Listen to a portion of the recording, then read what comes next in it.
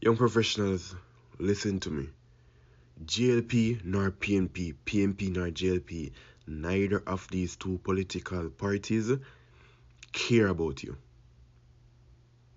Let me repeat, none of these political organizations care about you.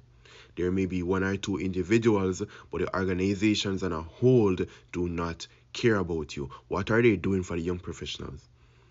I see the Honorable Anjon is giving away homes. Have you seen a young professional get one of those homes? Why are you expected to pay NHT yet you cannot get access to an NHT home? And if you do, you have to have a deposit. When majority of young professionals cannot afford a deposit, you're already paying NHT. Why is it that you can't get access to a home and only pay your mortgage? But hey, maybe I'm crazy. But those are just my thoughts. What are yours?